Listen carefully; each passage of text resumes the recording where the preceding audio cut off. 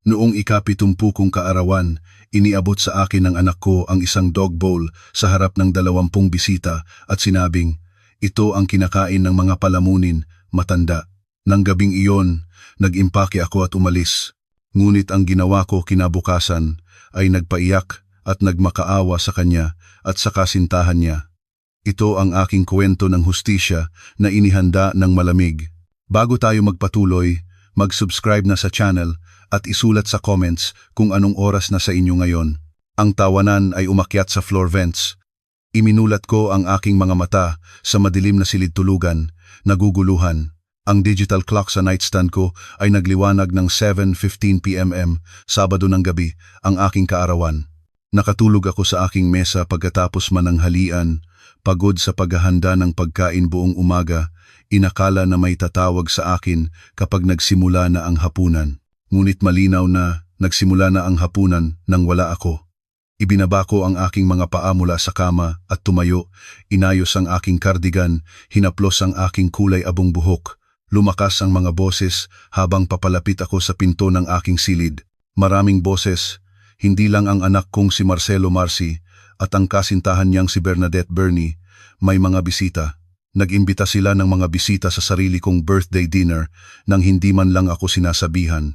Dahan-dahan akong bumaba sa hagdan, bawat hakbang ay sinasabayan ng lumalakas na selebrasyon sa ibaba. Sa archway, nakita ko ang dining room. Punong-puno ang mesa, 20 tao. Marahil, higit pa, mga plato na puno ng lechon na 3 oras kong inihanda, ang lumpiang Shanghai, ang pansit Malabon, ang mga wine glass ay sumasalo sa liwanag mula sa chandelier na inilagay ko. 30 taon na ang nakalipas noong buhay pa si Elena. Walang nakapansin sa akin noong una. Tumayo ako sa pinto. Isang babae sa pulang blouse, si Aling Sandra Chen, mula sa kabilang kalye, ay tumingala habang nagsasalita at biglang tumigil. Pagkatapos, napansin ng isa pang bisita. Pagkatapos, isa pa. Namatay ang usapan na parang may mute ng tunog. Marcy, sabi ko, pinanatiling kalmado ang boses. Bakit walang tumawag sa akin para kumain? Ang anak ko ay nakaupo sa dulo ng mesa.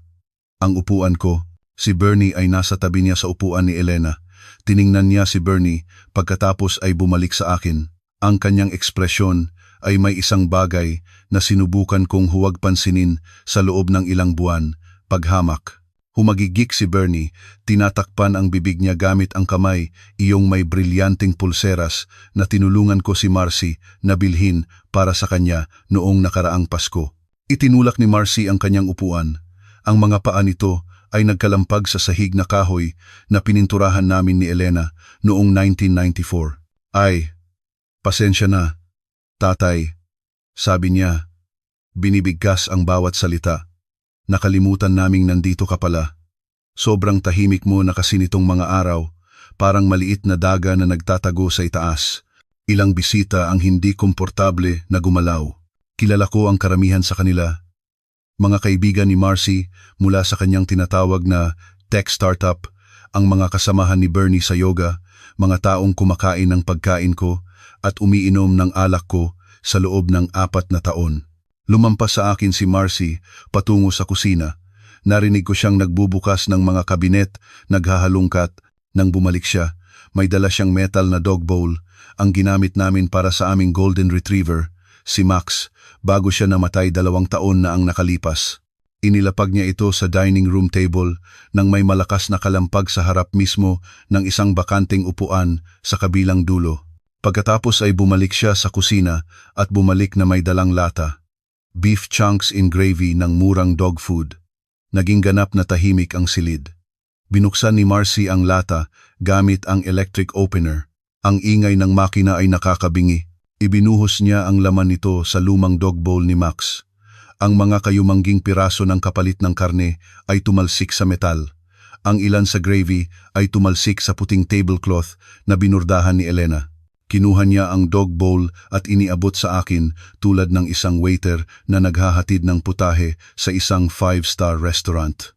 Oh, heto, tatay, sabi niya. Ang birthday dinner mo.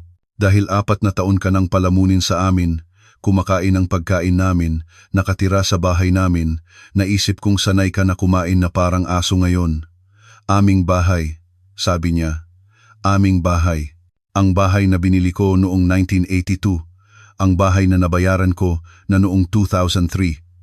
Ang bahay kung saan ko siya pinalaki nang mag-isa matapos mamatay si Elena sa breast cancer noong siya ay 12. Ang bahay na may pangalan ko sa titulo, hindi ang kanya. Tumawa ng malakas at matalim si Bernie. Diyos ko, babe, perpekto iyan. Literal na perpekto. Kinuha niya ang kanyang telepono at nagsimulang mag-record. Panoorin niyo ito. Lahat, anunsyo niya sa mesa. Ito ang tatay ni Marcy. Nakatira dito ng libre, kumakain ng pagkain namin, gumagamit ng kuryente namin, at ni minsan ay hindi nag-alok na magbayad para sa anuman. Ngayong gabi ay magtuturo kami sa kanya ng leksyon tungkol sa gratitude. Ilang bisita ang tumingin sa kanilang mga plato. Sinubukan ni Aling Sandra Chen na tumayo, ngunit hinila siya pabalik ng kanyang asawa.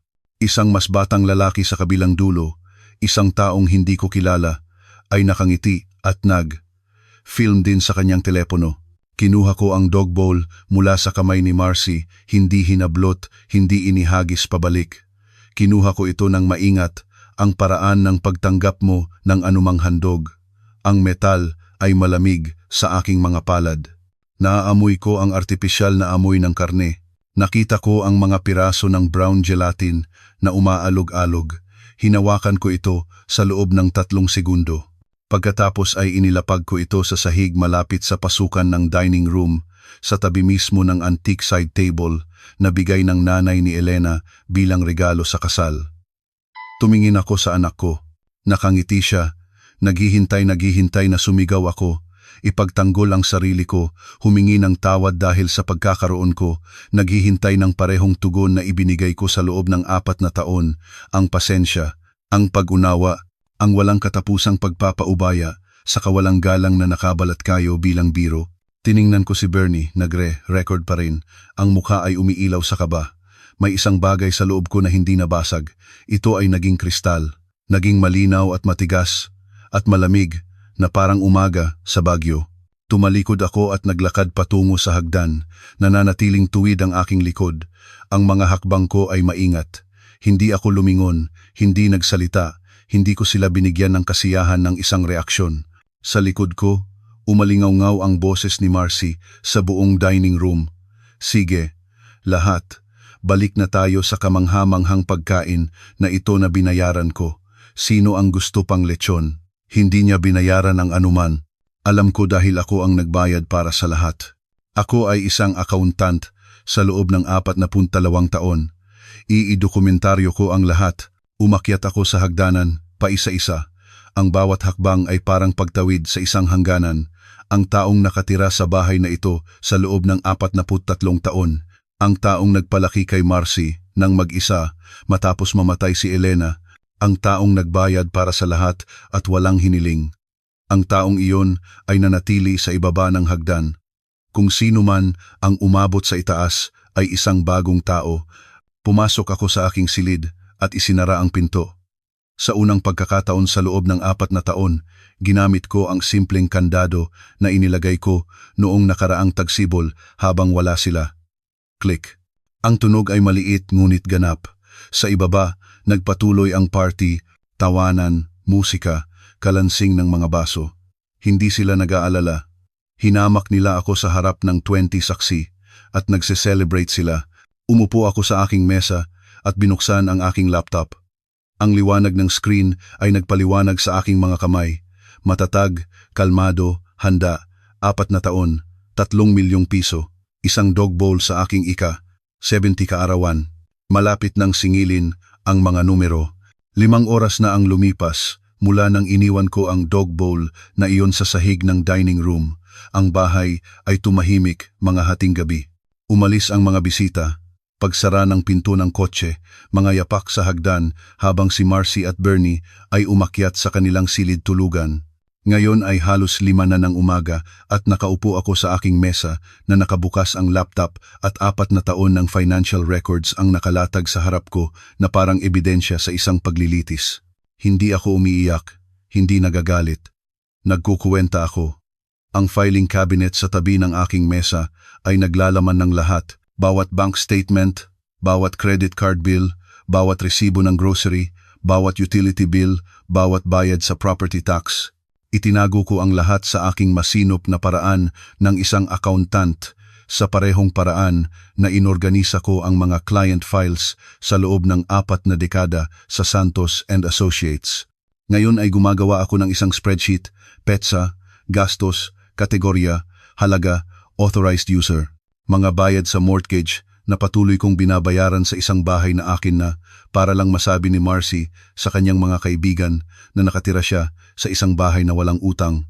P0 mula sa kanya, 432,000 billion mula sa akin sa loob ng 4 na taon para sa property tax, insurance at maintenance, mga utilities na umaabot sa average na 8,000 billion bawat buwan, P384,000 pesos kabuuan.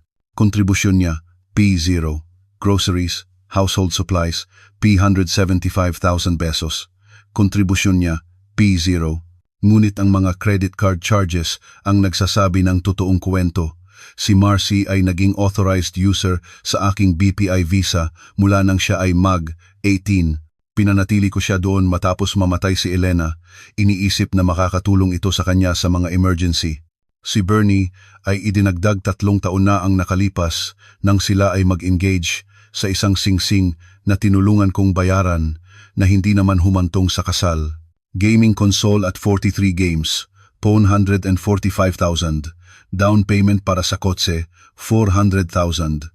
Designer clothes, phone 160,000. Weekend trip sa Palawan, 90,000. Restaurant meals sa mamahaling lugar, minsan 3 beses sa isang linggo, P320,000 pesos. Walang anuman sa mga ito ang authorized.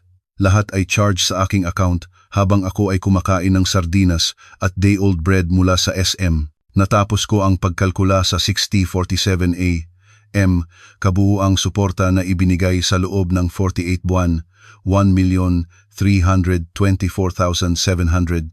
Karagdagang unauthorized personal charges, 1,821,300 kabuuan. Sinet ko ang file bilang Marcy Support 2020-2024.xlsx at isinara ang laptop. Sa labas ng aking bintana, nagsisimula ng magising ang Quezon City, maagang jogging, sa loob, nagplano ako. Eksaktong 7 a.m. Tumawag ako sa aking bangko. Ang BDO ay nagbubukas ng kanilang phone lines ng maaga sa linggo para sa mga business customer. Ako ay naging business customer mula pa noong 1983. Magandang umaga, BDO. Si Kevin ito. Paano po ako makakatulong? Ako si Roberto Santos. Kailangan kong tanggalin ang mga authorized user sa aking credit card account. Siyempre, Ginoong Santos, maaari ko bang makuha ang inyong account number? Binigkas ko ito mula sa memorya. Sinagot ang mga tanong sa seguridad. Kinumpirma ang aking pagkakakilanlan ng 3 beses. Nakikita ko rito na si Marcelo Santos ay authorized user mula pa noong 2006 at si Bernadette de la Cruz ay idinagdag noong 2021. Gusto niyo po bang tanggalin ang dalawa? Opo, agad-agad pakiusap. Maaari ko itong iproseso ngayon mismo. Magiging effective po ang pagbabago sa loob ng 1 oras. Maaari ko po bang itanong kung may partikular na dahilan? Isang usapin ng pamilya. Kailangan kong gawin ito ngayon. Naiintindihan ko po, sir. Pinaprocess ko na po. Isang cord ang naputol. Sa 7/24, ginawa ko ang pangalawang tawag. BPI. Ibang card. Parehong script. Tinanggal sina Marcy at Bernie sa aking Mastercard. Sa 17/41, ginawa ko ang pangatlong tawag. Parehong sina Marcy at Bernie ay may mga debit card na nakalink sa aking checking account. Isang bagay na inayos ko 2 taon na ang nakalipas nang sinabi ni Marcy na kailangan nila ng access para sa mga household emergencies. Inalis ko ang 2 card, pinalitan ang aking PIN, in-update ang aking online banking password sa isang bagay na hindi nila mahuhulaan. Dog Food 2024, sabi ng representative para kumpirmahin. Inaalis niyo po ang parehong authorized user at binabago ang lahat ng access codes. Tama. At gusto kong maglagay ng fraud alerts, text at email para sa anumang tangkang access. Inaayos ko na po yan ngayon, Ginoong Santos. Pagsapit ng 8 a.m., naputol ko na ang bawat koneksyon sa pananalapi. Nakatira pa rin sila sa aking bahay, ngunit hindi na nila magagastos ang pera ko. Tumayo ako at naglakad patungo sa aking closet. Mula sa tuktok na istante, kinuha ko ang isang navy blue suitcase na hindi ko pa nagagamit mula nang nagpunta kami ni Elena sa Hong Kong para sa aming ika-40 anibersaryo. Nag-impake ako ng sistematiko. Isang linggong damit, toiletries, ang aking laptop at charger. Isang folder na naglalaman ng aking titulo ng ari-arian, will, mga insurance paper, at ang spreadsheet na ginawa ko. Tahimik akong gumalaw.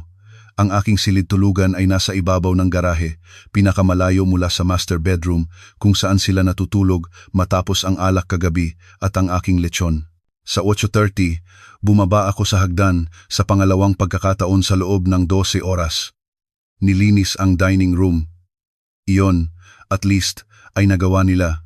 Ang kusina ay may marumi pa ring mga plato na nakasalansan sa lababo, ngunit malinis ang mesa. Nawala ang dog bowl ni Max, marahil itinapon na parang walang kabuluhan ang alaala ng aming aso. Nakahanap ako ng isang piraso ng papel at isinulat sa aking maayos na sulat ng isang accountant, umalis para bisitahin ang matatandang kaibigan mula sa firm. Babalik sa loob ng ilang araw. Hindi ko tinukoy kung sinong mga kaibigan. Wala akong masyadong malalapit na kaibigan na natira sa Quezon City. Karamihan ay nagretiro at lumipat na o namatay na tulad ni Elena, ngunit hindi alam ni Marcy iyon. Hayaan siyang magtaka. Inilagay ko ang note sa counter, inipit ng isang coffee mug at kinuha ang aking maleta. Tahimik ang bahay habang naglalakad ako patungo sa front door. Walang tumitiktik na floorboards sa itaas, walang mga boses, walang senyales na mapapansin nila ang aking pag-alis hanggang sa subukan nilang bumili ng kanilang breakfast gamit ang credit card ko. Lumabas ako sa malamig na umaga ng Nobyembre. May frost sa damuhan. Nagsisimula palang sumikat ang araw, pinipinturahan ang kalangitan ng kulay orange at pink. Ang aking Honda Accord ay nakaparada sa driveway kung saan ko ito ipinarada kahapon ng umaga noong ako ay isang tao pa na nagparaya na tawaging palamunin sa sarili niyang bahay. Ibinaba ko ang maleta sa trunk, umupo sa likod ng manibela at dahan-dahang umalis. Walang nanonood mula sa mga bintana. Nagmaneho ako papalayo sa Quezon City patungo sa isang budget motel malapit sa airport. 15 kilometers ang layo. Nakita ko ang kailangan ko. Isang 2-story budget motel na may kumikislap na karatula at kalahati lang ang laman ng parking lot. Ang clerk ay isang dalagang nagbabasa ng kung ano sa kanyang telepono sa likod ng plexiglass. Tumingala siya nang lumapit ako. Ilang gabi, 7. Magbabayad ako ng cash. Inihagis niya ang registration form sa slot. Kailangan ko ng credit card para sa incidentals. Walang card, sabi ko. Inilagay ang P6,000 pence sa counter. Cash lang. Heto ang dagdag na P1,000 pence para sa deposit. Tinitigan niya ako sandali, pagkatapos ay nagkibit balikat at kinuha ang pera. Room 203, pangalawang palapag, dulo ng hall, check out sa 11. Ang silid ay eksakto sa inaasahan ko. Kulay beige na dingding, floral bedspread, TV na bolted sa dresser. Inilagay ko ang aking maleta sa luggage rack at umupo sa kama. Ang aking telepono ay nanatiling tahimik sa aking bulsa. Sa ngayon, 9:45 ng umaga, marahil ay gising na sila, marahil ay nakita na nila ang note, marahil ay sinubukan na nilang gamitin ang kanilang mga credit card para sa brunch at nadiskubre na hindi na gumagana ang mga ito. Binuksan ko ang aking laptop at kumonekta sa wifi ng motel. Pagkatapos ay nagsimula akong maghanap ng mga abogado sa Quezon City na nag-espesyalista sa property law at mga family dispute. Nakahanap ako ng isa, si attorney Patricia Pati Villar, 48 taong gulang, ayon sa kanyang bio na nag-espesyalista sa elder financial abuse at mga property rights. Ang kanyang website ay nagpakita na nagtatrabaho siya tuwing Sabado sa pamamagitan ng appointment. Nagpadala ako ng email. Kailangan ng konsultasyon tungkol sa pag-alis ng mga miyembro ng pamilya mula sa aking ari-arian. Available ngayon kung posible. Willing magbayad ng premium para sa serbisyo sa weekend. Dumating ang tugon sa loob ng 20 minuto. Available sa 2 p.m. Ngayong araw, sa opisina ko, may kalakip na fee structure. Sa labas ng aking bintana, umaalis ang mga eroplano mula sa NAIA. Sa loob ng anonymous na silid na ito, sinimulan ko ang proseso ng pagbawi sa kung ano ang akin. Hindi galit, hindi nasaktan, tapos na. Nagsimulang buzz ang aking telepono bandang 11 a.m. habang nagre-review ako ng property law statutes. Ang screen ay nagpakita ng numero ni Marcy. Hinayaan ko itong ring hanggang sa voicemail. Pagkatapos, ang cell ni Bernie. Pagkatapos, ang landline ng bahay na pinanatili ko dahil gusto ni Elena iyon. Pagkatapos, si Marcy ulit. Inilapag ko ang telepono nang nakaharap sa nightstand at bumalik sa aking pananaliksik. Alam ko kung ano mismo ang nangyayari, 15 kilometro ang layo. Sa ngayon, si Marcy ay nasa isang tindahan. Electronic store, marahil, dahil sa ugali niyang bumili ng mga electronics na hindi niya kailangan. Pinili na niya ang pinakabagong gaming headset o VR system. I-scan ito ng cashier. I-swipe ni Marcy ang credit card ko gamit ang casual na entitlement na pinabuti niya sa loob ng 4 na taon. Tutunog ang makina, declined. Susubukan niya ulit, mas malakas. Na para bang ang determinasyon ay maaaring daigin ang mga banking protocol, parehong resulta. Ang mga taong nasa likod niya sa pila ay maglilipat ng bigat. Magmumungkahi ang cashier ng isa pang card. Ilalabas ni Marcy ang pangalawa, ang Mastercard. Parehong resulta. Dahan-dahan siyang tatamaan ng katotohanan pagkatapos ay lahat ng sabay-sabay. Si Bernie ay magkakaroon ng sarili niyang bersyon marahil sa isang butik ng damit ang kanyang cart ay puno ng mamahaling leggings at sports bra. Parehong eksena. Ang card reader ay tumatanggi, ang mukha ay namumula, ang awkward na mungkahi mula sa cashier na subukan ulit. Tatawagan muna nila ang isa't isa. Pagkatapos ay ang bangko. Pagkatapos ay ako. Buzz ulit ang telepono ko. Isa pang tawag, isa pang voicemail notification. Bandang 1:30, tiningnan ko ang mga voicemail. 4 mula kay Marcy, 2 mula kay Bernie. Ang una ni Marcy, "Tay, hey, tawagan mo ako pabalik. May problema sa mga card." Ang pangalawa, 1 oras pagkatapos, "Tay, hindi ito nakakatawa. Hindi gumagana ang mga card. Anong nangyayari?" Ang pangatlo, hapon, "Nasaan ka? Ang note mo ay nagsabing ilang araw, ngunit kailangan mo akong tawagan ngayon na. May mga bayarin kaming kailangang bayaran." Ang pang-apat, nagbago ang tono, "Heto, hindi ko alam kung anong iniisip mong ginagawa mo, ngunit hindi mo kami pwedeng putulin ng ganito. May kasunduan tayo. Tawagan mo ako pabalik." Kasunduan? Wala kaming kasunduan. Mayroon akong pagiging tanga. Iniisip na ang pagiging bukas palad ay magbubunga ng respeto. Walang sinabi si Bernie. Nag-hang up lang pagkatapos ng beep sa parehong pagkakataon. Naririnig ko ang boses ni Marcy sa likuran sa pangalawang pagtatangka. Balisa. Galit. Binura ko silang lahat. Ang opisina ni Attorney Villar ay downtown, 8 palapag ng isang gusali. Dumating ako ng 15 minuto ng maaga at sumakay sa elevator. Ang waiting area ay may modernong muebles at abstract art. Isang receptionist na mukhang college age ang nakaupo sa likod ng isang kurbadang mesa. "Ginoong Santos?" Tumango ako. Si Miss Villar ay malapit na pong lalabas. Pagkaraan ng 3 minuto, bumukas ang isang pinto at lumabas ang isang babae. Matangkad, may gray streak sa maitim na buhok na nakatali, nakasuot ng slacks at blazer, profesional sa weekend. "Ginoong Santos." "Patricia Villar." "Halika." Ang kanyang opisina ay mas malaki kaysa sa inaasahan ko na may mga bintana na tinatanaw ang kalye at isang mesa na organized ng may pagkapino na pinahahalagahan ko. Iginawi niya ako sa isang upuan sa tapat niya at umupo. Kinuha ang isang legal pad. "Sabihin niyo sa akin ang sitwasyon. Magsimula kung saan may kabuluhan.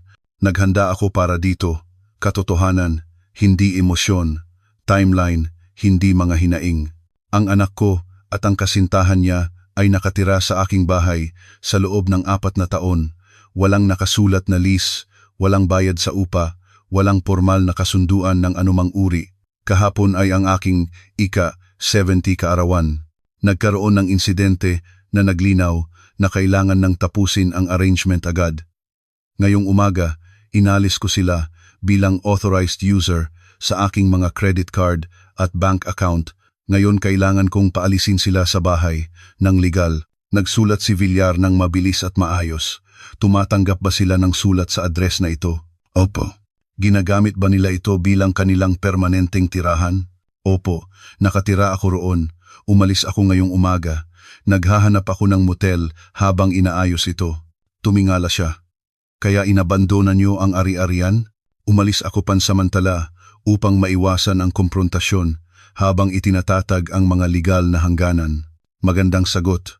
Gumawa siya ng isa pang note.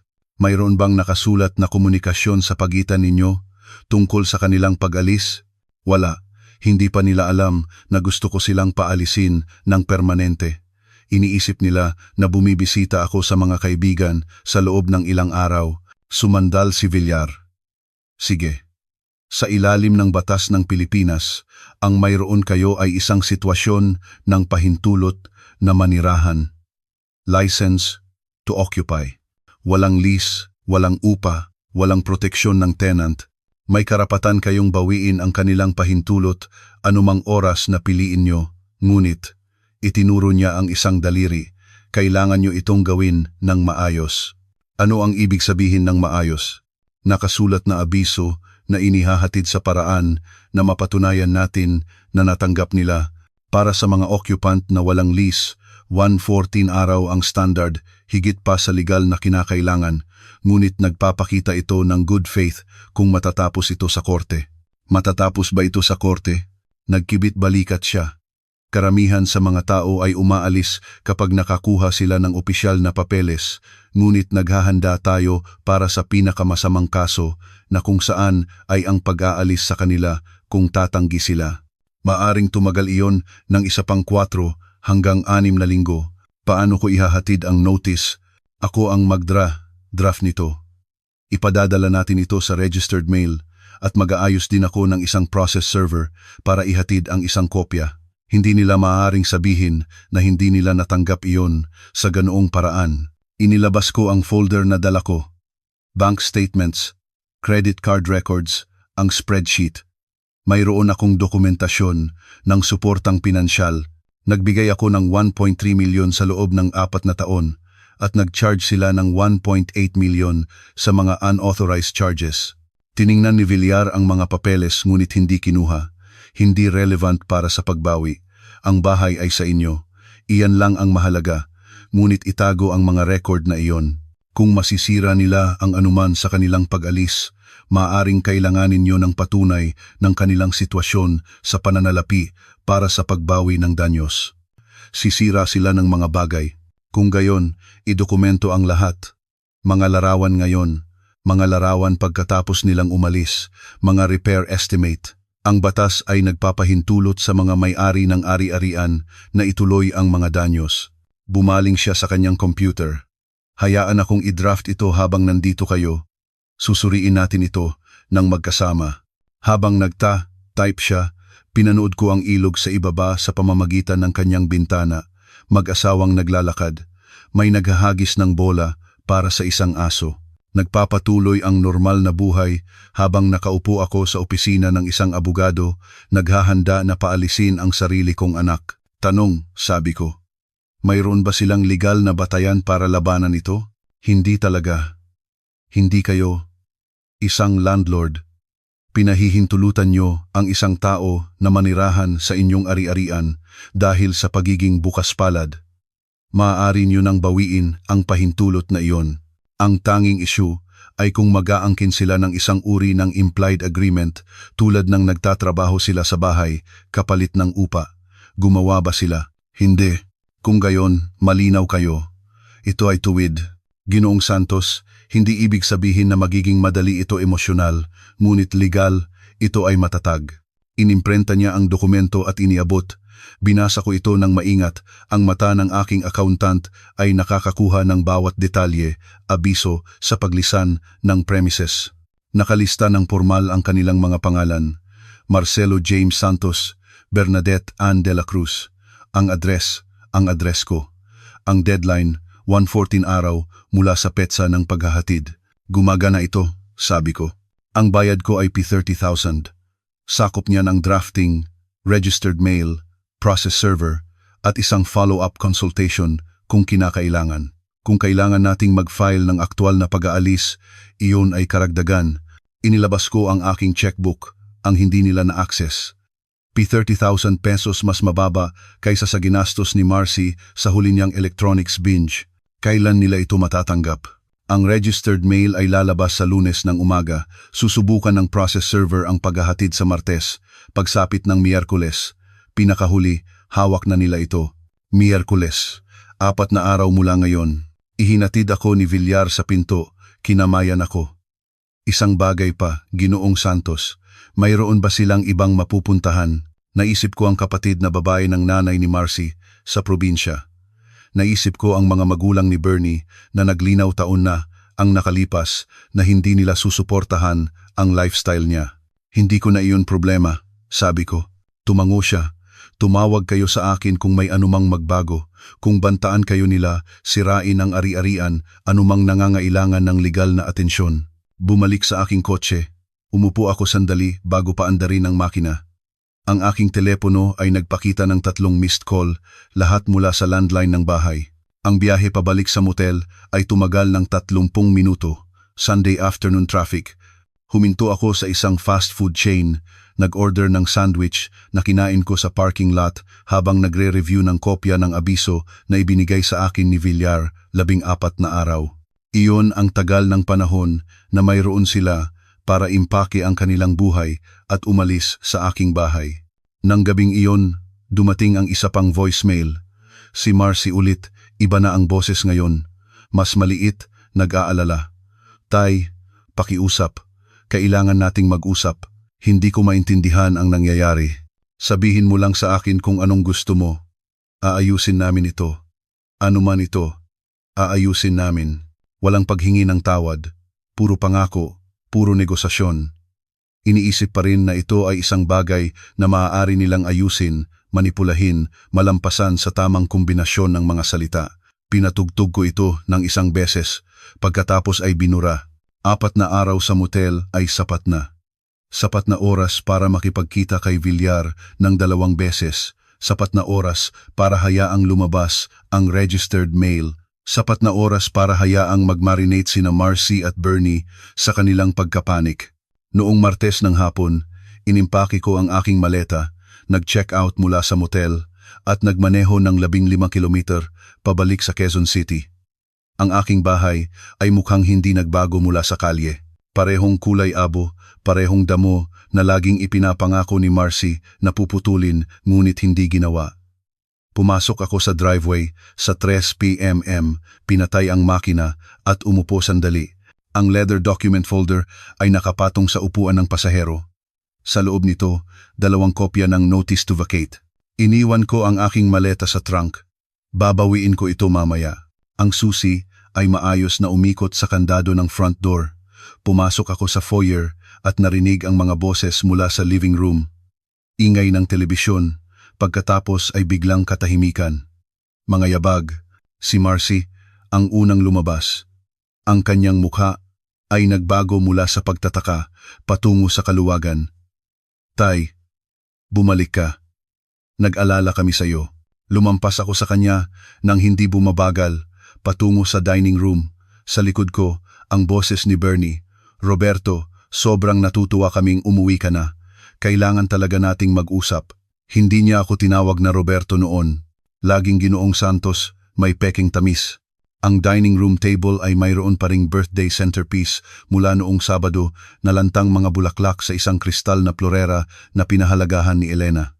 Inilagay ko ang folder sa pinakintab na kahoy na nililinis ni Elena tuwing linggo at binuksan ito ng may parehong pagkapino na ginamit ko sa pagbubukas ng mga audit report sa loob ng 4 na dekada.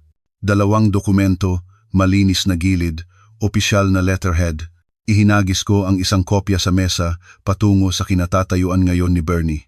Inilagay ang pangalawa sa harap ni Marcy habang pumasok siya sa likuran niya. Mayroon kayong 14 na araw para maghanap ng ibang matitirhan, sabi ko. Kinuha ni Marcy ang kanyang kopya, ang mga mata ay nag-scan, nawala ang kanyang ekspresyon. Ano, hindi mo ito maaaring gawin. Dito ako nakatira sa buong buhay ko. Ito ang bahay ko. Hindi ako sumagot. Dito siya nakatira bilang aking dependent na bata, pagkatapos ay nanatili bilang aking hindi welcome na bisita. Wala sa mga ito ang nagbigay sa kanya ng pagmamay-ari. Nanginginig ang papel ni Bernie sa kanyang mga kamay. Tumingin siya sa header, ang formal na wika, at ang kanyang mukha ay nalukot. Ang luha ay dumating kaagad. Malakas, theatrical, itatapon mo kami sa kalsada, saan kami dapat pumunta? Anong klaseng tao ka? Ang klase ng tao na nagbigay sa inyo ng 4 na taon ng libreng tirahan at nakakuha ng isang dog bowl bilang ganti sa kanyang ika-70 kaarawan. Ihinampas ni Marcy ang kanyang palad sa mesa. Iyon ay isang biro, paliwanag ni Bernie. Iyon ay isang biro lang na napunta sa malayo, walang humingi ng tawad, at hindi ito biro. Ngunit, tumingala si Bernie. Tumutulo na ang maskara, humihingi na kami ng tawad ngayon. Aayusin namin ito. Magsisimula kaming magbayad ng upa. Ano mang gusto mo. Mayroon kayong 2 linggo. Ang abiso ay legal. Ang timeline ay final. Iminumungkahi ko na magsimula na kayong maghanap ng apartment. Bumaling ako patungo sa hagdan. Sa likod ko, tumaas ang boses ni Marcy. Nagpunta ka sa abogado? Kumuha ka talaga ng abogado laban sa sarili mong pamilya? Hindi ako sumagot. 13 hakbang papunta sa 2nd palapag. Umakyat ako dito, nakarga si Marcy bilang isang sanggol, dala ang mga grocery, dala ang mga reseta ni Elena sa panahon ng kanyang paggamot sa cancer, dala ang bigat ng pagpapanggap na maayos ang lahat. Ngayon umakyat ako na malaya sa bigat na iyon. Baliw ito, sigaw ni Marcy mula sa ibaba. May karapatan kami. Basahin mo ang dokumento, sabi ko nang hindi lumilingon. Ang lahat ng kailangan mong malaman ay nandoon. Nabasag ang boses ni Bernie. Pakiusap. Makinig ka lang sa loob ng 1 minuto. Pakiusap. Naabot ko ang pinto ng aking silid tulugan. Pumasok, isinara ito sa likuran ko. Ang kandado ay umikot nang may matatag na click. Sa pamamagitan ng pinto, nagpatuloy ang kanilang mga boses. Ang galit ni Marcy. Ang theatrical na kalungkutan ni Bernie. Umupo ako sa aking mesa at binuksan ang aking laptop. Ang kalendar sa aking screen ay nagpakita ng Nobyembre 26, nakabilog sa pula, 24th na araw mula sa paghahatid ng abiso. Nag-buzz ang aking telepono. Text mula kay Marcy. Kailangan nating pag-usapan ito na parang mga matatanda. Inilapag ko ang telepono nang nakaharap at hindi sumagot. Sa ibaba, may isang bagay na mabigat ang tumama sa sahig. Ang galit ni Marcy ay nakahanap ng labasan. Gumawa ako ng note sa aking laptop. Martes, 3:19 PM. Malakas na kalabog mula sa ibaba. I-assess ang pinsala pagkatapos nilang umalis. Nagsimula na ang dokumentasyon. Ang gabing iyon ay gumapang. Nanatili ako sa aking silid. Nakakandado ang pinto. Nakikinig sa bahay na umaayos sa bagong katotohanan nito. Ang mga boses ni na Marcy at Bernie ay umakyat sa vents. Apurahang bulungan. Mga tawag sa telepono. Si Bernie ay umaabot sa partikular na pitch na ginagamit niya kapag nagre-recruit ng sympathy. Pagsapit ng Miyerkules ng umaga, ang aking telepono ay nagpakita ng 14 na missed call mula sa mga numerong kinikilala ko. Ang kapatid na babae ni Bernie sa Vancouver, dating boss ni Marcy, 2 kapitbahay, ilang tao na hindi ko nakakausap sa loob ng maraming taon. Nagsimula na ang campaign. 8. Tumawag ang kapatid na babae ni Bernie, si Melissa, sa 9 AM. Sumagot ako sa pagkakataong ito. Roberto, maingat na pag-aalala sa kanyang boses. Tumawag sa akin si Bernie. Talagang devastated siya. Sabi niya, pinaalis mo raw sila. Anong nangyari? Sina Marcy at Bernie ay nanirahan dito ng libre sa loob ng 4 na taon. Noong Sabado, ang aking ika-70 kaarawan, Naghain sila sa akin ng dog food sa harap ng 20 bisita at tinawag akong palamunin. Nagbigay ako sa kanila ng legal na abiso, 14 na araw para maghanap ng ibang matitirhan. Katahimikan. Pagkatapos, hindi niya binanggit ang tungkol sa kaarawan mo. Inaasahan ko, Roberto, sigurado akong may misunderstanding. Dapat ay maayos ito ng pamilya. Hindi ito misunderstanding. Ito ay isang hangganan isa na dapat ay inilatag ko taon na ang nakalipas. Naghang up siya sandali pagkatapos, awkwardness ang kapal sa kanyang pamamaalam. Pagsapit ng Huwebes ng umaga, naglakas loob akong bumaba para sa kape. Si Marcy ay nasa kusina, nakasandal sa counter habang measure ako ng grounds sa filter. 2 scoop, parehong routine sa loob ng 40 taon. Kailangan nating mag-usap, sabi niya. Pinindot ko ang start button sa coffee maker. Nakikinig ako. Nakausap ko ang isang abogado. Sabi niya, ang mga oral agreement ay legal na binding. Mayroon kaming pag-unawa na maaari kaming manirahan dito ng permanente. Iaangkin namin iyan. Humarap ako sa kanya. Kung gayon, kumuha ka ng abogado at i-file mo ang iyong claim. Handa ang aking abogado para sa posibilidad na iyon. Wala kang. Mayroon akong 4 na taon ng bank statements na nagpapakita na ako ang nagpondo sa buong lifestyle mo habang wala kang kinontribusyon. Ako ay isang accountant, Marcy. Iidokumento ko ang lahat. Ang spreadsheet ay nagpapakita ng 1.3 milyon na suporta plus 0.8 milyon na unauthorized credit card charges na ginawa niyo ni Bernie nang walang pahintulot. Makikita iyan ng abogado mo. Ang kanyang kumpiyansa ay nabasag. Nagbabluff lang siya. Kabalintunaan ito, bulong niya. Ngunit umalis siya sa kusina nang walang ibang salita. Nang hapong iyon, isang mahinang katok ang dumating sa pinto ng aking silid tulugan, iba sa agresibong pagkatok ni Marcy. Ito ang katok ni Bernie. Roberto, maaari ba akong pumasok? Pakiusap.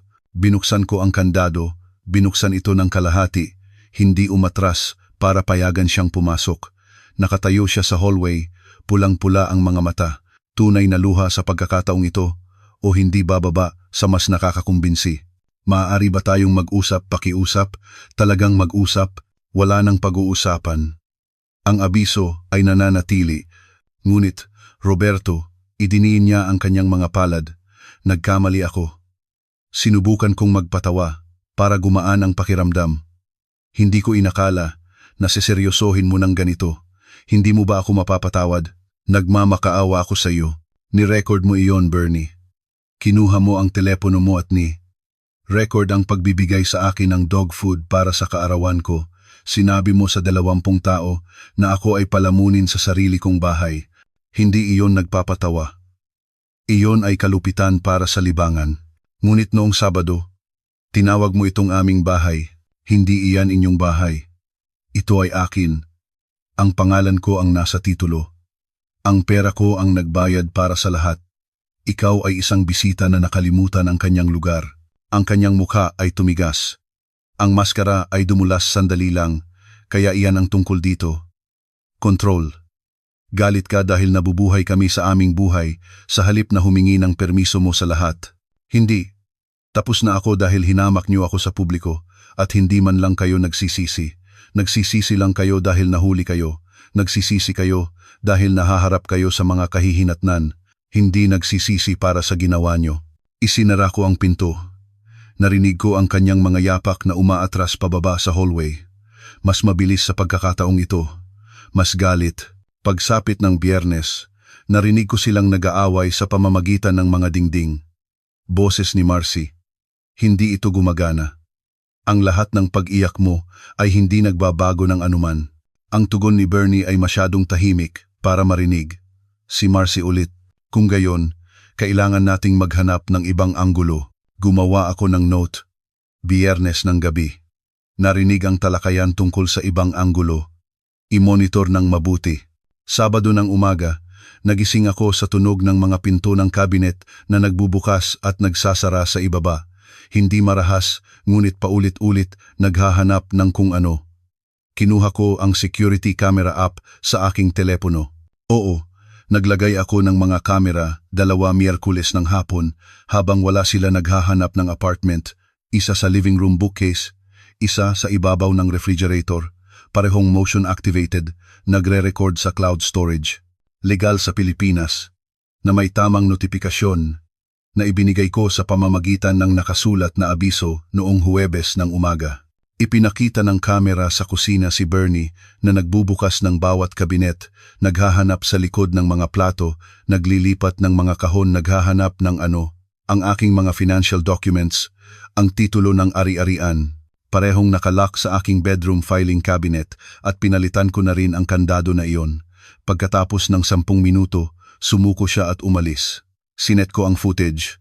Search attempt, November 23, MP4. Linggo ng hapon, tumawag ako ng isang locksmith, profesional na serbisyo, hindi isang taong kilala ni Marcy. Dumating siya sa loob ng 2 oras. Pinalitan ang bawat kandado sa bahay, front door, back door, garahe, ang aking silid tulugan.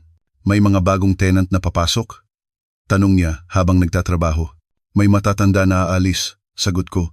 Tumango siya, agad na nauunawaan. Bagong simula kung gayon. Eksakto iyon. Pagsapit ng 4 PM, mayroon akong mga bagong susi. Ang mga luma ay walang halaga na metal na ngayon. Nang gabing iyon, sinubukan ni na Marcy at Bernie ang kanilang mga susi at hindi sila makapasok. Narinig ko sila sa porch na kinakalampag ang handle, nagmumura. Binuksan ko ang pinto. Hindi gumagana ang inyong mga susi dahil pinalitan ko ang mga kandado, sabi ko. Maaari kayong pumasok, ngunit hindi kayo makakakuha ng mga bagong susi. Sinisiguro ang bahay. Namula ang mukha ni Marcy. Hindi mo kami maaaring i-lock out sa sarili naming bahay. Basahin mo ulit ang inyong abiso. Hindi ito inyong bahay. Ito ay akin. Pansamantala lang kayong naninirahan dito sa ilalim ng pagbawi ng pahintulot. Tinitiyak ng mga kandado na protektado ang aking ari-arian. Illegal ito. I-check mo sa abogado mo. Maaaring palitan ng mga may-ari ng ari-arian ang mga kandado kahit may mga occupant sa loob hanggat may access pa rin ang mga occupant sa loob ng reasonable hours. Bukas ang mga pinto. Maaari kayong pumasok. Hindi nyo lang ako maaaring i-lock out sa sarili kong bahay. Isinara ko ang pinto sa kanyang mukha. 10 araw na lang ang natitira. Lunes ng umaga, may nadiskubre ako na nagpabago sa lahat. Nagre-review ako ng aking mga credit card statement. Isang bagay na ginagawa ko buwan-buwan ng relihiyoso, nang napansin ko ang isang charge mula Setyembre na hindi ko kinikilala, CIC credit report, pena, 200. Hindi ako nag-order ng credit report noong Setyembre. Hindi ko chinek ang aking credit sa loob ng mahigit 1 taon, kumuyom ang aking tiyan. Login ako sa aking credit bureau account. Ang report ay nagpakita ng hard inquiry mula sa BPI noong Setyembre 15, isang aplikasyon para sa isang bagong credit card. Sa pangalan ko, ngunit hindi ako nag-apply para sa anumang credit card. Tumawag ako sa BPI agad-agad. Ako si Roberto Santos. Nakita ko na mayroong credit card application sa pangalan ko noong Setyembre 15. Hindi ko ginawa ang aplikasyon na iyon. Sandali lang po. Click. Opo, nakikita ko ang aplikasyon na iyan. Ito ay para sa isang visa na aprubahan ang aplikasyon at ipinadala ang card sa, tingnan ko, inyong address. Hindi ko natanggap ang card na iyan. Ayon sa aming record, ito ay activated noong Setyembre 20 at may kasalukuyang balanse na 422,500 pesos. Ang numero ay tumama sa akin na parang suntok. Hindi ko inactivate ang card na iyon. Iba ang gumawa. Ito ay panloloko, fraud. Ililipat ko po kayo sa aming fraud department agad-agad, sir. Ang fraud investigation ay tumagal ng 3 oras. Mga tawag sa telepono, affidavit, dokumentasyon. Pagsapit ng 5 PM, mayroon akong kumpirmasyon na may nagpalsipika ng aking lagda sa isang credit card application. Ang activation ay ginawa online gamit ang aking personal na impormasyon. Ang card ay ginagamit para sa cash advances at online purchases. Sina Marcy at Bernie lang ang ibang tao na may access sa aking personal na impormasyon. Ang card ay ipinadala sa aking bahay kung saan maaari nila itong saluhin. Tinawagan ko si Patricia Villar. Roberto, anong nangyari? Pagnanakaw ng pagkakakilanlan, identity theft, credit card fraud, ₱422,500 pesos. May patunay ako. Iyan ay kriminal, hindi lang sibil. File na ba kayo ng police report? Gagawin ko na. Ngayon na. Mabuti. Gawin niyo iyan agad-agad. Pinapatatag nito ang inyong kaso ng malaki. Hindi lang sila mga occupant na gusto ninyong umalis. Sila ay mga kriminal na biktima kayo sa sarili ninyong bahay. Ang police report ay tumagal ng isa pang 2 oras. Isang constable ang pumunta sa bahay, kinuha ang aking statement, nangolekta ng dokumentasyon. Sina Marcy at Bernie ay nanatili sa kanilang silid, sarado ang pinto, habang nandoon ang pulis. Habang umaalis siya, sinabi niya ng tahimik, "Ginoong Santos, nakakita na ako ng mga kaso na tulad nito noon, financial abuse sa matatanda. Mas karaniwan ito kaysa sa iniisip ng mga tao. Ginawa niyo ang tama na humingi ng legal na tulong. Karamihan sa mga tao ay masyadong nahihiya na i-report ang sarili nilang mga anak. Ang salitang iyon, pag-abuso sa matatanda. Ako ay 70 taong gulang at ang sarili kong anak ay nagkasala ng elder abuse laban sa akin. Nang gabing iyon, idinagdag ko sa aking spreadsheet, original support, ₱1,324,700, original unauthorized charges, ₱1,821,300, fraudulent credit card, ₱422,500, grand total, ₱568,500, ₱3,568,500 pesos. Ang anak ko ay nagnakaw ng higit sa 3.5 milyon mula sa akin sa loob ng 4 na taon. Nagpadala ako ng email kina Marcy at Bernie. Subject line, criminal fraud charges. Body text, pinalsipikan niyo ang aking lagda sa isang credit card application at nagnakaw ng 422,500. Nag-file ako ng police report. Ang fraud investigation ay nagpapatuloy. Ang halagang ito ay idadagdag sa anumang civil claim para sa restitution. Dapat kayong kumonsulta sa isang criminal defense attorney. May 6 na araw na lang kayong natitira bago ang eviction deadline. CC, Patricia Villar, send. 5 minuto pagkatapos, mula sa ibaba. Ano? Boses ni Bernie, mas mataas, nagpapanik. Hindi niya mapapatunayan ang anuman. Sabi mo, safe ito. Sabi mo, hindi siya nag-check. Manahimik ka. Tumahimik ka. Isang pagsara ng pinto. Binuksan ko ang aking laptop at nagsimulang mag-draft ng email sa 3 tao na nagpatunay sa aking desisyon. Ang aking dating kasamahan, si Jim, si Patricia Villar at ang matalik na kaibigan ni Elena, si Margaret, na nag-check sa akin mula nang lumabas ang abiso. Gusto ko ang kanilang payo sa isang huling desisyon, kung itutuloy ang criminal charges o tatanggapin ang restitution. 6 na araw, pagkatapos ay aalis na sila. Pagkatapos ay magdedesisyon ako kung ang panahon sa kulungan ay nararapat o kung ang kahirapan ay sapat na parusa. Iba ang pakiramdam ng bahay kinabukasan ng umaga, hindi na tensyonado, talo. Nagising ako sa katahimikan. Walang pagsasara ng kabinet, walang galit na boses, tahimik lang. Bumaba ako sa hagdan, sa 8 a.m. Walang tao sa kusina. Malamig ang coffee maker. Karaniwan si Bernie ay gising na sa puntong, gumagamit ng aking kape, aking gatas, aking asukal. Sa counter, nakakita ako ng isang note. Nakatira kami sa kapatid ni Bernie sa Vancouver sa loob ng ilang araw. Babalik kami para ilipat ang aming mga gamit bago ang deadline. Tumakbo na sila. 6 na araw ng maaga. Tumakbo na sila.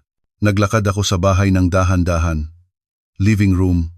Ang kanilang mga kumot ay nasa sopa pa. Dining room, ang mesa ni Elena ay magulo pa rin sa kanilang mga papeles. Sa itaas, ang kanilang silid-tulugan ay walang laman. Bukas ang pinto. Tumakas sila ngunit iniwan ang kanilang mga ari-arian. Nagpaplano na bumalik mismo sa deadline, kunin ang lahat at mawala. Kinuha ko ang aking telepono at nag-text kay Patricia Villar. Umalis sila pansamantala. Walang laman ang bahay. Anong dapat kong gawin? Dumating ang tugon sa loob ng ilang minuto. Dokumento ang lahat, mga larawan ng bawat silid. Video walkthrough. Inventory ng lahat ng kanilang ari-arian, itago ng maingat. May legal pa rin silang karapatan na bawiin ang kanilang ari-arian sa loob ng reasonable time. Ginugol ko ang susunod na 3 oras sa pagkuha ng larawan at pagdodokumento ng bawat item, bawat silid, bawat piraso ng muebles na dinala nila, ang gaming console, ang designer clothes, ang mga yoga mat, ang murang muebles na isiniksik nila sa silid panahian ni Elena. Lahat ay dokumentado, may timestamp, nakakatalogo. Nang gabing iyon, tumawag si Jim. Na-email ko siya tungkol sa fraud discovery. Roberto, iniisip ko ang sinabi mo sa akin. Noong 94, nang subukan ng kliyente na iyon na mandaya sa firm, may itinuro ka sa akin na hindi ko nalimutan. Ang sabi mo, ang bad debt ay kailangang i-write off o ito ay magdudulot ng mas malaking problema. Ganoon din sa masasamang tao. Minsan, ang pag-write off sa kanila ang tanging paraan para mapigilan ang pinsala. Nagwi, write off ka ng masasamang tao, Roberto. Iyan ay nangangailangan ng lakas na wala sa karamihan ng tao. Matapos kaming mag-hang up, tumawag si Margaret. Ang matalik na kaibigan ni Elena, ang babae na nakasama namin sa mga chemo appointment at humawak sa kamay ko sa libing. Roberto, magiging proud sa iyo si Elena. Ang pahayag na iyon ay tumama sa akin ng mas malakas kaysa sa anupaman. Sa tingin mo, alam ko, palagi niyang sinasabi na kailangan ni Marcy ng mga kahihinatnan, na masyado kang malambot sa kanya pagkatapos niyang mamatay. Sinubukan mong maging parehong magulang at hinayaan mo siyang makalusot sa masyadong maraming bagay. Nag-alala siya kung anong mangyayari kapag hindi mo na siya masuportahan. Sa wakas itinuturo mo sa kanya ang leksiyon na gusto niyang matutunan niya, taon na ang nakalipas. Nang gabing iyon, natulog ako ng mas mahusay kaysa sa loob ng ilang buwan. Walang tunog ng mga yabag, walang boses sa pamamagitan ng mga dingding, walang tensiyon, tahimik lang. Miyerkules ng umaga, tumawag si Patricia Villar.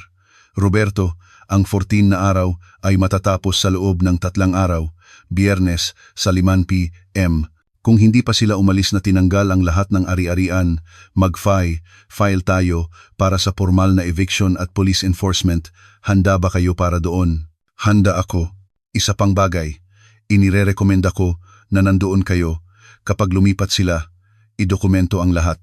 Kumuha ng mga larawan ng bahay pagkatapos nilang umalis. Anumang pinsala, anumang nawawalang item, kailangan namin ng patunay. Huwebes ng umaga, nakatanggap ako ng text mula kay Marcy. Pupunta kami bukas para kunin ang aming mga gamit. Ihanda ang aming damage deposit. Hindi ako sumagot sa iyon. Hindi sila nagbayad ng damage deposit. Hindi sila nagbayad ng anuman. Biyernes ng umaga, dumating ang lamig at liwanag. Nobyembre 29, ang deadline. Nagising ako sa 6 a.m., nagtimpla ng kape at naghintay sa 9 a.m. Isang U-Haul truck ang pumasok sa aking driveway. Si Marcy ang nagmamaneho, si Bernie sa upuan ng pasahero. Ang kapatid na babae ni Bernie, si Melissa, at isa pang tao na hindi ko kinikilala ay lumabas mula sa sumusunod na kotse. Binuksan ko ang pinto bago pa sila makatok. Mayroon kayong hanggang 5 p.m. para alisin ang lahat ng inyong ari-arian, sabi ko. Nandito ako sa buong panahon, nagdodokumento. Huwag kayong magpinsala ng anuman. Naglakad si Marcy sa akin nang walang salita. Hindi tiningnan ni Bernie ang aking mga mata. Sa loob ng susunod na 6 na oras, pinanood ko silang nagdadala ng mga kahon, muebles, bag ng damit, ang gaming console na nasa kahon pa, ang mga yoga mat, ang designer clothes. Kinunan ko ng larawan ang lahat, may timestamp, may petsa. Sa 2:30 p.m., lumapit si Marcy sa akin sa kusina. Iba ang mukha niya, hindi galit, basag. Tay, pakiusap, maaari ba tayong mag-usap? Ang deadline ay 5 p.m. Alam ko, pero humihingi ako ng tawad. Okay? Talagang humihingi ako ng tawad. Ang dog food thing ay ideya ni Bernie, ngunit pumayag ako, at mali iyon. at ang credit card desperado ako. Hindi gumagana ang startup, may mga bayarin ako. Humihingi lang ako ng tawad, tiningnan ko siya. Talagang tiningnan ko siya. Ang lalaking ito, nakamukha ni Elena, na may mga mata niya, ilong niya, ngiti niya, kapag pinili niyang gamitin ito. Marcy, alam mo ba kung bakit ka humihingi ng tawad? Ang dog food, ang credit card, lahat. Hindi. Humihingi ka ng tawad dahil nahaharap ka sa mga kahihinatnan. Humihingi ka ng tawad dahil pinaalis ka. Kung nagtrabaho iyon, kung kinuha ko lang iyon at nanatiling tahimik, nandito ka pa rin, charge pa rin sa aking mga card, tinatawag pa rin itong iyong bahay, tinatrato pa rin ako na parang basura. Hindi. Noong Sabado, habang hawak ko ang dog bowl na iyon, nakangiti ka. Proud ka. Inakala mo na, sa wakas inilagay mo na ako sa aking lugar. At ngayon na nagastos mo na ang lahat, bigla ka na lang humihingi ng tawad. Wala siyang tugon doon. Ang deadline ay 5 p.m. Ulit ko. Iminumungkahi ko na patuloy kang magkarga. Umalis siya. Sa 4:05 p.m., puno na ang truck. Sina Marcy at Bernie ay nakatayo sa driveway, sina Melissa at ang kaibigan niya ay nasa kotse na. Lumapit si Bernie, huling pagtatangka. Roberto, pakiusap, pag-isipan mo ulit. Wala kaming mapupuntahan. Ang lugar ni Melissa ay pansamantala. Magiging homeless kami. May mga trabaho ba kayo? Hindi pa. Pero, kung gayon, iminumungkahi ko na maghanap kayo ng mabilis. Sinusuportahan ng mga matatanda ang sarili nila. Pareho kayong nasa 30s na, oras na. Boses ni Marcy mula sa likuran niya. Gagawin mo talaga ito? Mamamatay kang mag-isa, matanda. Walang pupunta sa libing mo. Walang mag-aalaga sa iyo kapag kailangan mo ng tulong. Iyan ba ang gusto mo? Ngumiti ako. Sa unang pagkakataon sa loob ng ilang araw, ngumiti ako.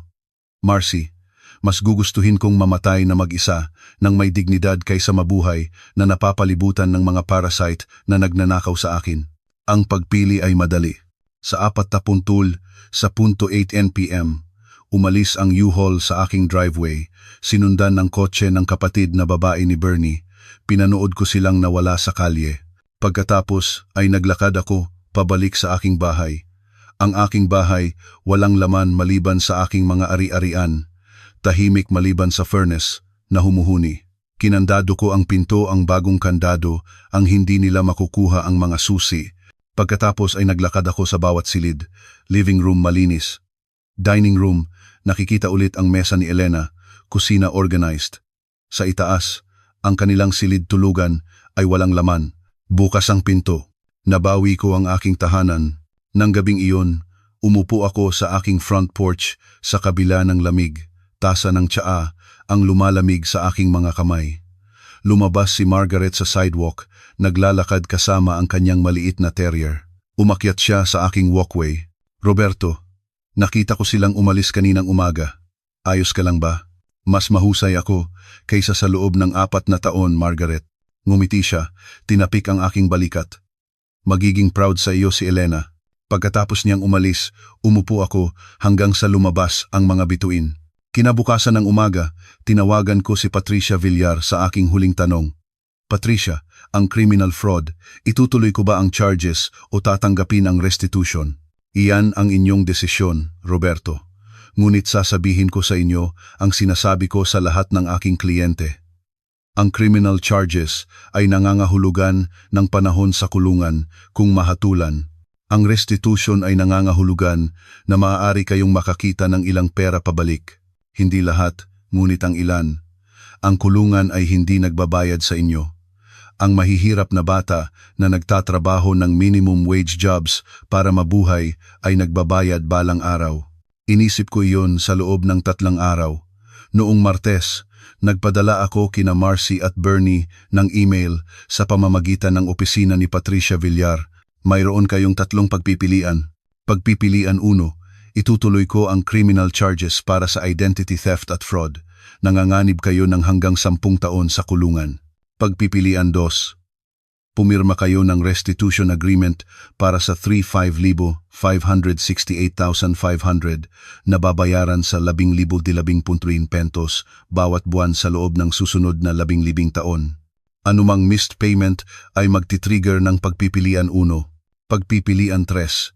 Magde-declare kayo ng bankruptcy at mawawala sa akin ang lahat, ngunit mabubuhay kayo ng may bankruptcy sa inyong record sa loob ng 7 taon at walang credit access. Mayroon kayong 7 araw para pumili at tumugon sa pamamagitan ng inyong attorney, Roberto Santos. 6 na araw pagkatapos, tumawag si Patricia Villar. Roberto, sumang-ayon sila sa pagpipilian 2, P8,000 pesos sa isang buwan. Magkakaroon tayo ng formal na payment plan sa katapusan ng linggo. Kaya ba nilang bayaran ang 8,000 pesos sa isang buwan? Nakakuha si Marcy ng trabaho sa isang call center. Si Bernie ay nagtatrabaho sa retail, Sa pagitan nila, kumikita sila ng humigit kumulang 42,000 buwan-buwan. Kayang-kaya ang pay 5,555 kung mabubuhay sila ng tipid. Ginawa ko ang math. P8,000 bawat buwan sa loob ng 3 taon. Magbabayad sila sa akin hanggang sa maging 48 taong gulang si Marcy. P8 taon ng kahihinatnan para sa 4 na taon ng pagsasamantala. Tapusin mo na, sabi ko.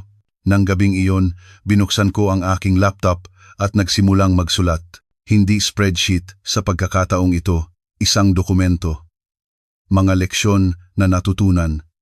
Pagprotekta sa iyong sarili mula sa family financial abuse.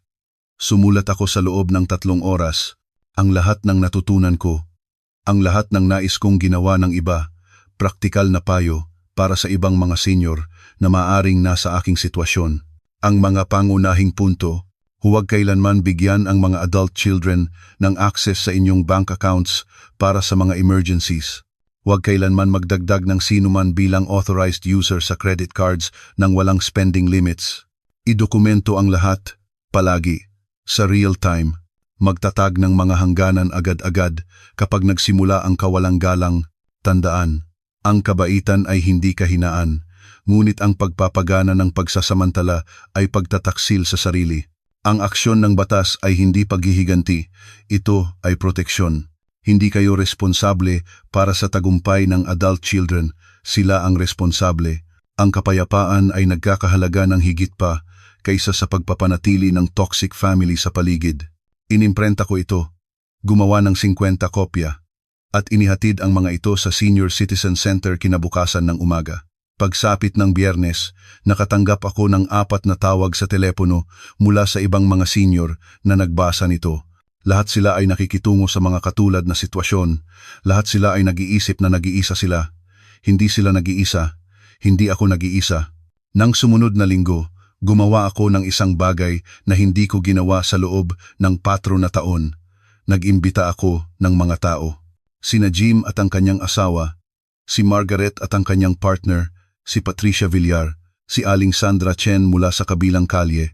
Umupo kami sa aking dining room sa mesa ni Elena, kumakain ng pagkain na niluto ko nang walang sama ng loob, umiinom ng alak na binili ko nang hindi tinitingnan ang presyo, nag-uusap tungkol sa buhay nang walang pag-iingat.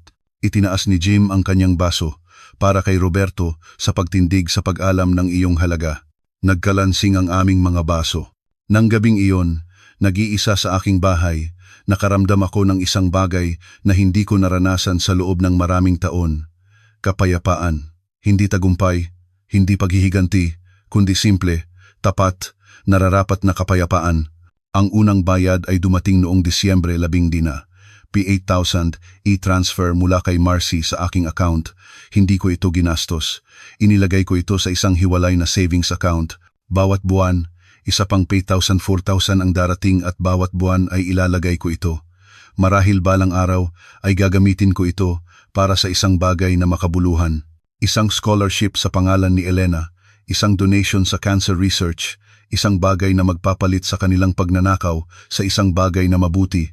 O marahil ay hahayaan ko lang itong umupo doon, lumalaking patunay na ang mga aksyon ay may kahihinatnan at ang mga utang ay dapat bayaran. Kahit anong mangyari, hindi ang pera ang punto. Ang punto ay tumindig ako. Nagtatag ako ng mga hangganan. Pinili ko ang dignidad kaysa sa guilt. Pinili ko ang sarili ko. At habang nakaupo ako sa aking living room ng gabing iyon, nakangiti ang larawan ni Elena sa mantel sa akin, alam ko na ginawa ko ang pagpili na palagi niyang gusto na gawin ko. Ang pagpili na maging karapat-dapat sa respeto. Ang pagpili na hingin ito kapag hindi ito ibinigay. Ang pagpili na umalis kapag tinanggihan ito. Ako si Roberto Santos. Ako ay 70 taong gulang. Nakatira ako sa Quezon City at nabawi ko ang aking buhay.